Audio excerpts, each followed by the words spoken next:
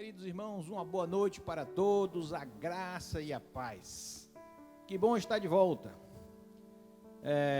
Como todos sabem, reiniciamos os nossos cultos presenciais.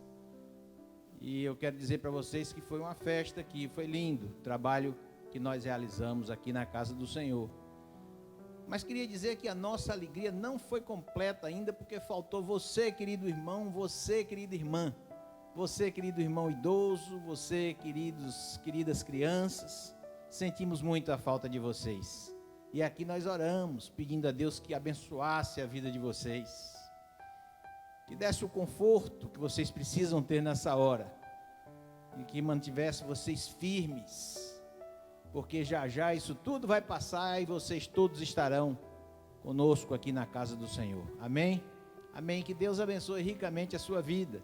Queria rapidamente dizer a você que final deste mês agora é o aniversário da nossa igreja. A igreja fará 22 anos.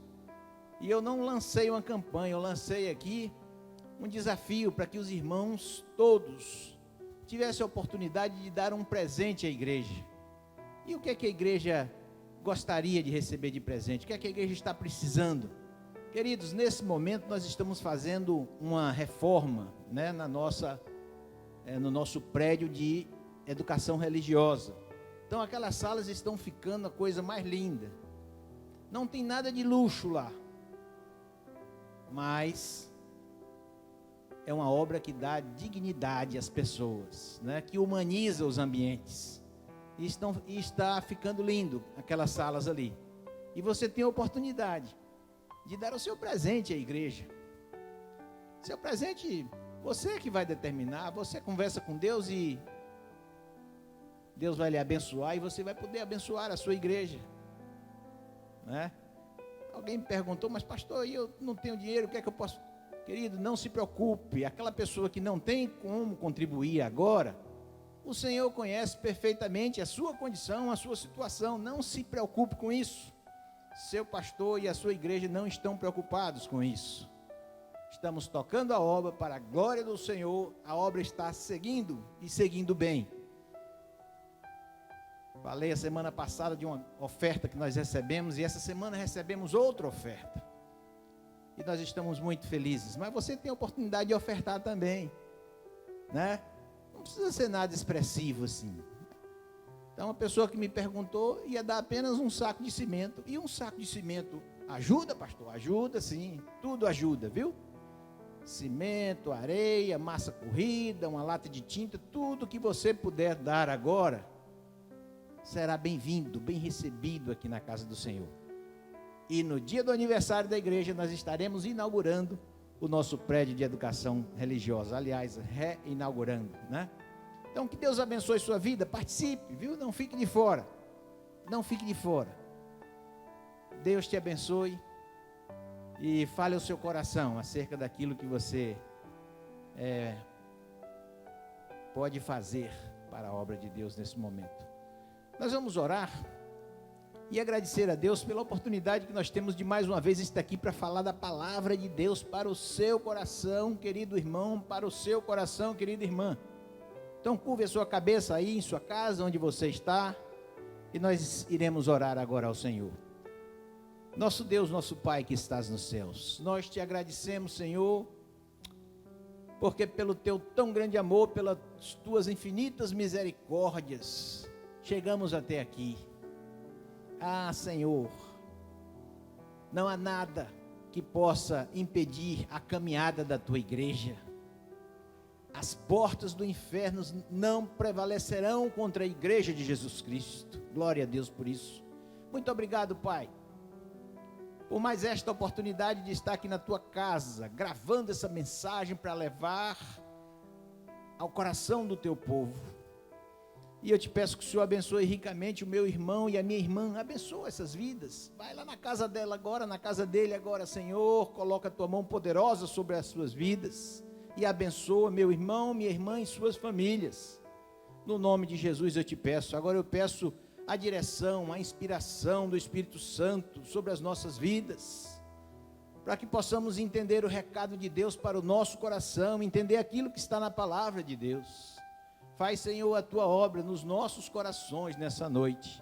É o que eu te peço e já te agradeço no nome precioso de Jesus. Amém e amém. Meus queridos irmãos, nós vamos meditar em Lucas capítulo 22, versículos 42 ao 44. Lucas 22, 42 ao 44. Abriu aí? Vou aguardar você abrir aí na sua casa também a palavra de Deus, para você acompanhar essa leitura. Ok? Diz assim o texto sagrado. Palavras de Jesus, dizendo: Pai, se queres, passa de mim esse cálice. Contudo, não se faça a minha vontade, e sim a tua. Então lhe apareceu um anjo do céu que o confortava.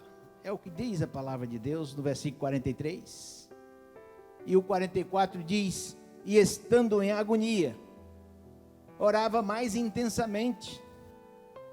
E aconteceu que o seu suor se tornou como gotas de sangue caindo sobre a terra. Que o Senhor aplique a sua palavra nos nossos corações. Meus queridos irmãos, precisamos mergulhar um pouco, entender um pouco esse momento, essas palavras de Jesus. Se queres, passa de mim esse cálice. Contudo, Senhor, não se faça a minha vontade, e sim a tua vontade, Senhor. E diz o texto que em seguida lhe apareceu para Jesus um anjo que o confortava. E diz que estando ele naquela agonia, ele orava cada vez mais intensamente, a ponto do seu suor cair sobre a terra, como que gotas de sangue. Queridos, todos nós precisamos entender melhor o que foi a morte de Jesus Cristo. E precisamos explicar melhor para os outros, explicar melhor, para que todos entendam de uma forma muito clara sobre o que foi de fato a morte, aquela morte ali na cruz. Segundo Paul Washer, na nossa pregação, queridos irmãos, na sua pregação, não é suficiente dizer apenas que ele morreu, porque de uma forma natural todos morrem. Também não é suficiente dizer que ele morreu de uma forma nobre, porque muitos mártires morreram assim também. Mas é preciso, queridos, é preciso dizer que ele morreu carregando as nossas transgressões. Ele se deu pelo seu povo e sofreu a pena divina pelo pecado. Isaías capítulo 53, versículo 5 diz: ele foi ferido pelas nossas transgressões e moído pelas nossas iniquidades. Foi por mim, foi por você, foi pelo nosso pecado. O texto continua dizendo: o castigo que nos traz a paz estava sobre ele, e pelas suas pisaduras nós fomos sarados. Naquele momento ali, queridos, Jesus foi abandonado por Deus. Mas não foi só isso, ele também foi esmagado debaixo da ira do Senhor, no meu e no seu lugar. Quem merecia aquela punição, queridos, não era Jesus não. Quem merecia aquela punição era eu e você. Nós merecíamos aquela punição que Jesus pagou em nosso lugar.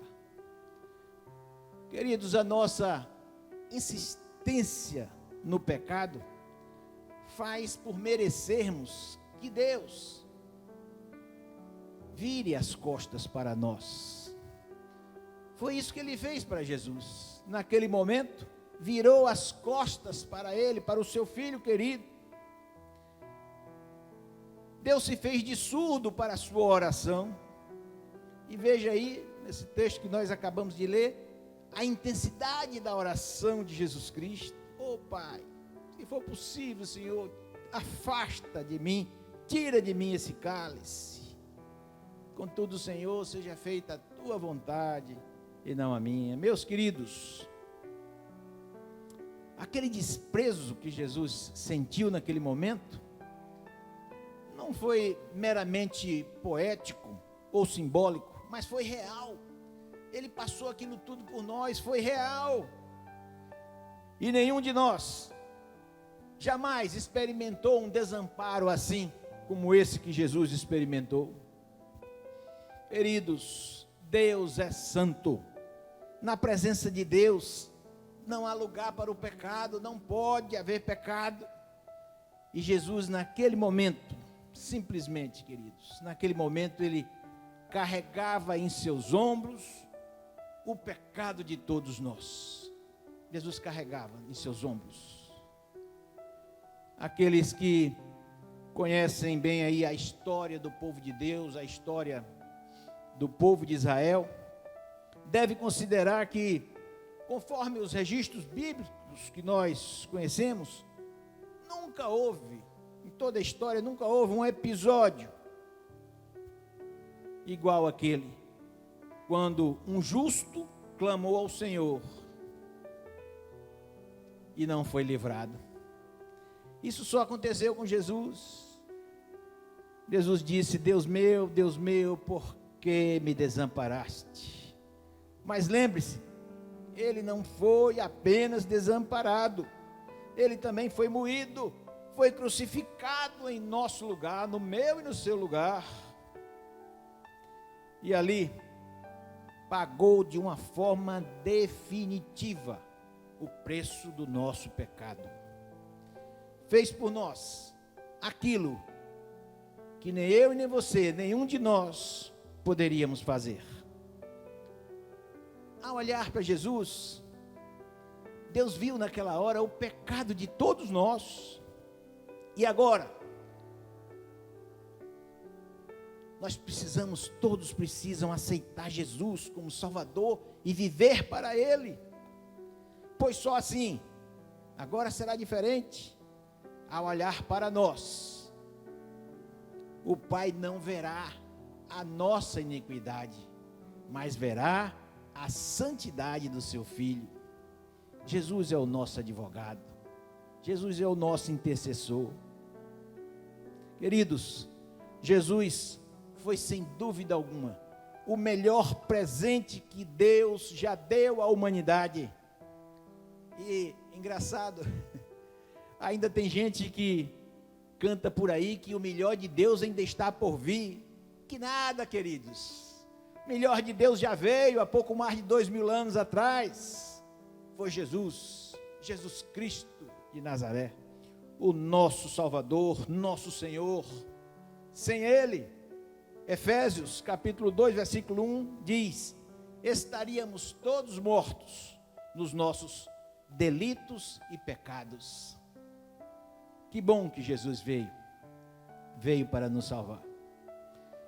Então só nos resta, queridos, agradecer a Deus pelo maior presente que nós recebemos. Escuta, você é grato a Deus pela salvação em Jesus Cristo? E o que é que você tem feito para demonstrar essa gratidão a Ele? Será que a nossa gratidão deve ficar só em palavras? Não, queridos. O salmista Davi pergunta, Salmo 116, versículo 12: que darei ao Senhor por todos os benefícios que me tem feito? E ele mesmo responde: tomarei o cálice da salvação. Ou seja, assumirei tudo, Estou recebendo Jesus na minha vida como meu Salvador e Senhor, e vou assumir tudo, o pacote completo. Eu receberei as bênçãos, mas também assumirei o compromisso e as responsabilidades que são exigidas de um filho de Deus. Amém. Que todos nós possamos fazer assim, assumir Jesus nas nossas vidas, assumir o compromisso e as responsabilidades que são exigidas de nós.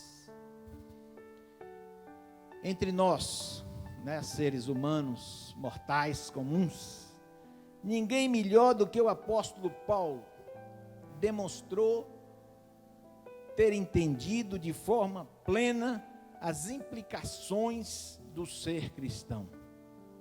Em suas cartas, Paulo deixa claro para todos nós que vale a pena entregar a vida a Jesus, que Jesus é quem dá sentido às nossas vidas. E ele diz que para ele, o morrer é lucro e o viver é Cristo.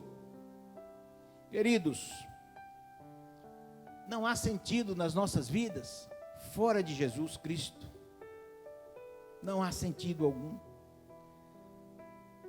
Nós vemos por aí hoje tanta gente sofrendo problemas profundos, crônicos, porque não vê sentido em suas vidas. O que eles imaginavam que lhes completaria, que lhes deixariam realizados, como uma formatura, um bom emprego, um casamento, uma família, essas coisas simplesmente esvai-se entre os seus dedos, naqueles momentos profundos de reflexão. E aí, queridos, a saída para muitos tem sido a bebida. Muitos se encontram assim, não encontram sentido para a sua vida, um propósito, algo mais forte. E aí se entrega a bebida de uma forma completa. Outros se entregam às drogas. Outros vivem de relacionamento em relacionamento. E alguns deles totalmente promíscuos, buscando algo que nunca será encontrado. A alegria e a paz, tão desejada, mas que só Jesus pode dar. Só Jesus. Por isso, queridos, nós temos que ajudar essas pessoas. Temos que mostrar-lhes o caminho que eles precisam trilhar para serem salvos. Lembram do carcereiro de Filipos? Está lá em Atos capítulo 16, versículo 31. Ele perguntou a Paulo e Silas: senhores, o que devo fazer para ser salvo? E a resposta daqueles dois servos de Deus para o carcereiro foi: crê no Senhor Jesus e serás salvo, tu e a tua casa. Crer no Senhor Jesus e serás salvo tu e a tua casa. Todos precisam saber que Jesus veio a esse mundo e que Jesus pagou um preço muito alto para que nós pudéssemos ser salvos. Alguém poderia perguntar, ao menos desavisado: mas salvo de quê, pastor? Queridos, salvos da condenação por causa do pecado, salvos da ira de Deus, ira que foi totalmente satisfeita no sacrifício de Jesus naquela cruz. Romanos capítulo 3, versículo 23 diz: todos pecaram e por isso precisam da glória de Deus. E Romanos 6, 23 diz: porque o salário, ou seja, a recompensa do pecado é a morte.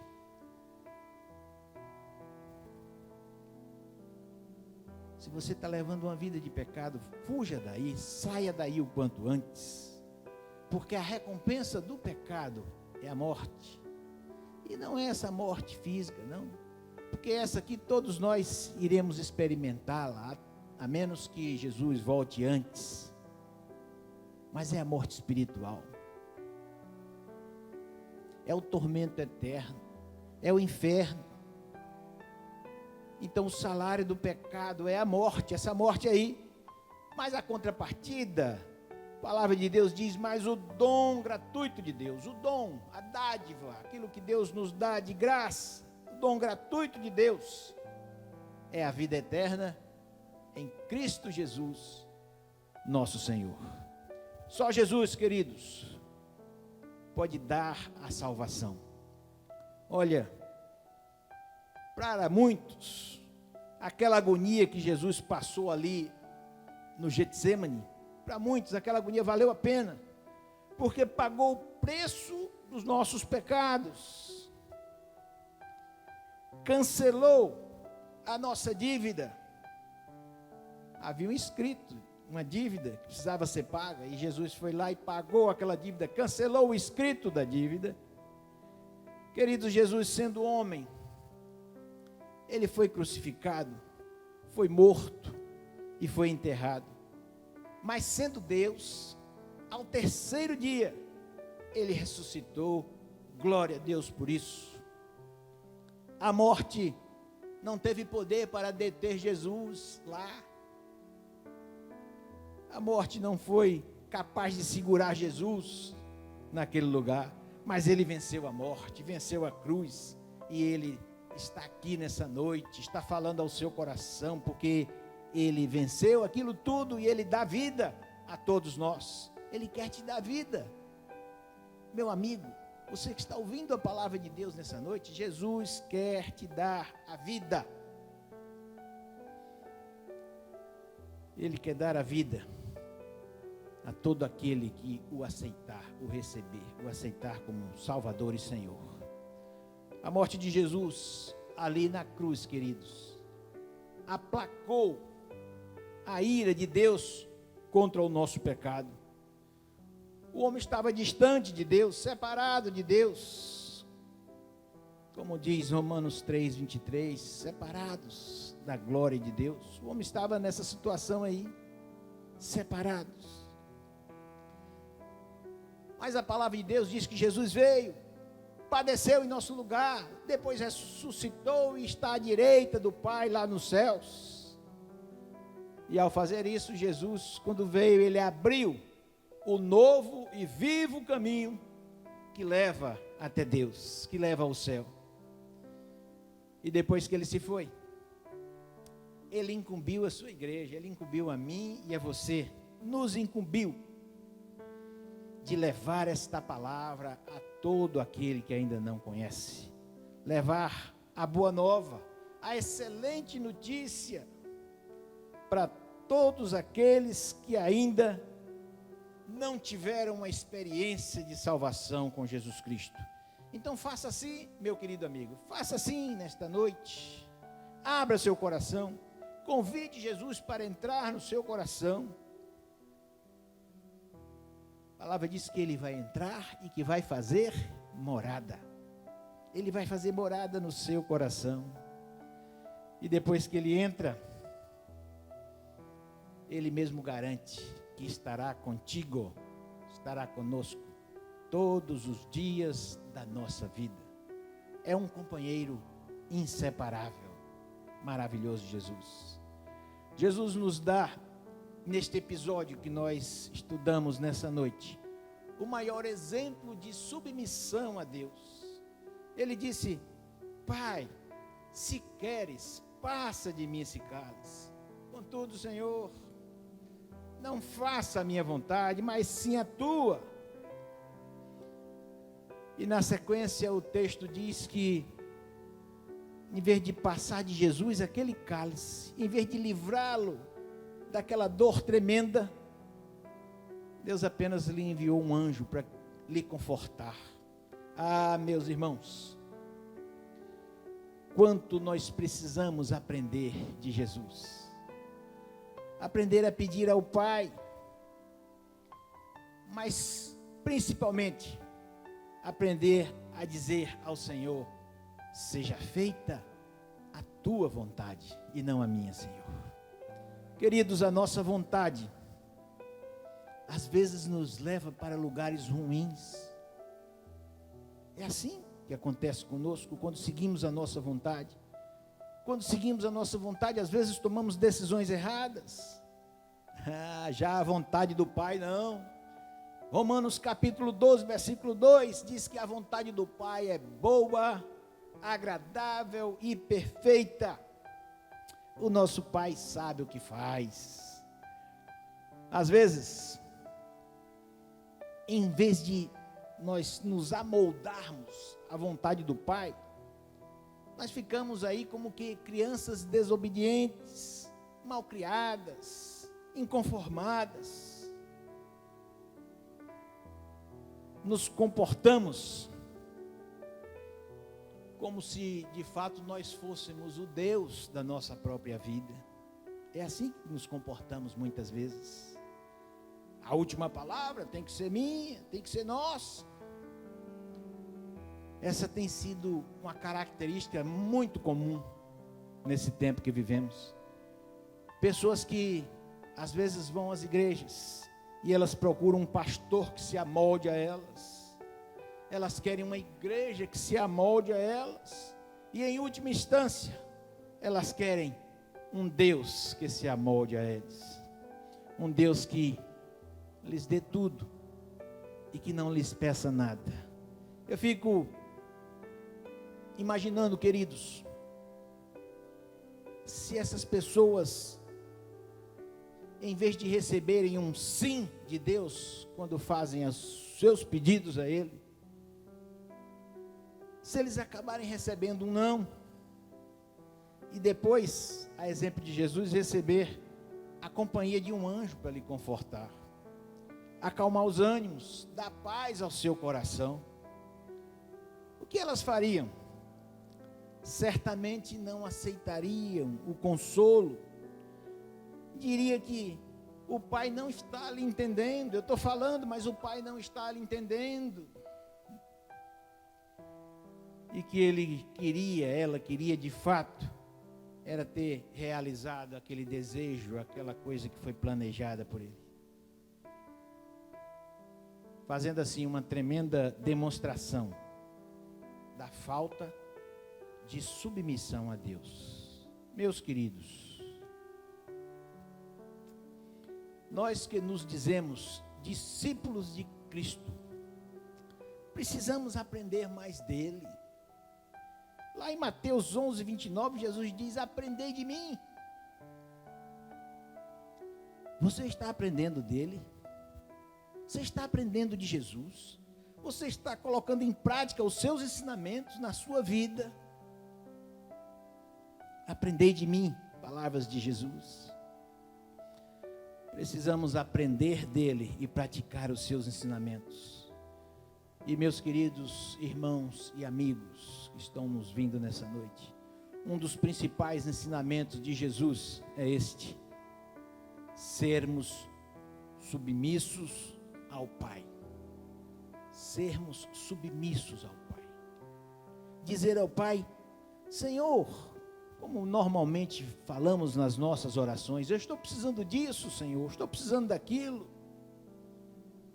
Eu sei que o Senhor pode todas as coisas, mas, Senhor, seja feita a tua vontade.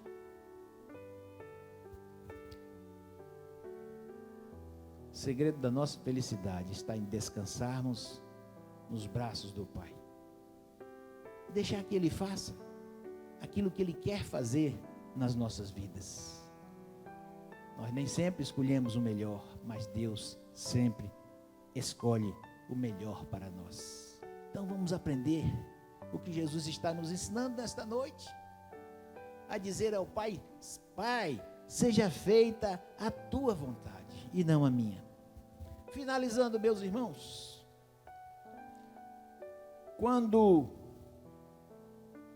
nós nos satisfazemos na boa, agradável e perfeita vontade do Pai, significa que agora sim, estamos entendendo perfeitamente e praticando aquilo que Jesus nos ensinou. Nós deixamos de nos comportar como crianças, Já viu aquelas crianças, né? Quando os pais não fazem o desejo delas, se jogam no chão e dá aquele vexame, aquele alarme. Os pais, se forem em lugares públicos, morrem de vergonha e passam aquele vexame com aquela criança. Então nós precisamos deixar de nos comportar como criança e passarmos a nos comportar como crentes maduros, discípulos do Senhor, que têm fé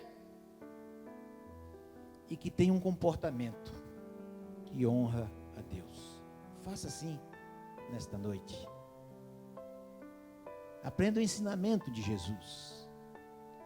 Aprenda a dizer: Pai, seja feita a tua vontade. Porque o Senhor tem o melhor para mim. Porque a tua vontade, Senhor, é boa, agradável e perfeita. Porque muitas vezes, Senhor, eu deixei de fazer a tua e fiz a minha vontade e quebrei a cara, Senhor. Então, Senhor, seja feita a tua vontade.